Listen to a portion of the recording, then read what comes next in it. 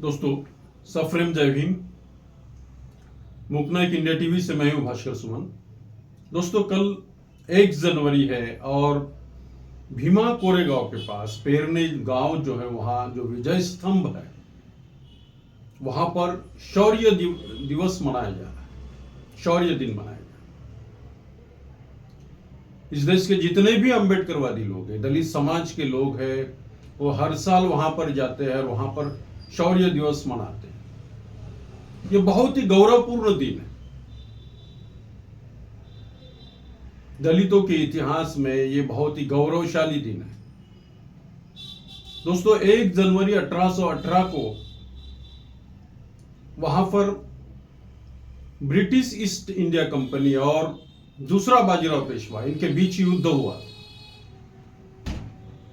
ये इतिहास का सबसे बड़ा अनोखा युद्ध है। इसलिए युद्ध है, यह अनोखा युद्ध है इसलिए है कि ब्रिटिश ईस्ट इंडिया कंपनी के पास केवल 500 लोगों की सेना थी और सभी दलित थे, दलित रेजिमेंट के लोग थे। और दूसरा बाजीराव पेशवा के पास 28,000 सेना की फौज थी। और इसलिए ये बिल्कुल ही अनोखा ऐसा युद्ध कहा जाता है। तो क्या कहानी है इसकी? इसमें 500 दलितों ने 28,000 लोगों को परास्त कर दिया था और बहुत बड़ी जीत दर्ज की थी। तो क्या कहानी है भीमा कोरेगांव की इस युद्ध की? तो इस युद्ध में ब्रिटिश ईस्ट इंडिया कंपनी की ओर से 500 सैनिक थे और जो मराठा साम्राज्य यानी पेशवा के पास में 28,000 सैनिक थे। इस युद्ध में सबसे ज्यादा सैनिक यानी दलित समाज के थे, यानी महार रेजिमेंट के सैनिक थे। इस युद्ध में जिन महार सैनिकों को वीर गति आई थी, जिन्होंने वीर गति पाई उस युद्ध में, उनके सम्मान में सन 1822 में भीमा नदी के किनारे काले पत्थर का एक रणस्तंभ बनाया गया था, जिसे विजय स्तंभ कहते हैं। भीमा कोरेगांव के पास जो पेरने गांव में एक स्थित है विजय स्तंभ, वहां पर जाकर ये शौर्य दिवस मनाया जाता है 1 जनवरी। ब्रिटिश सेना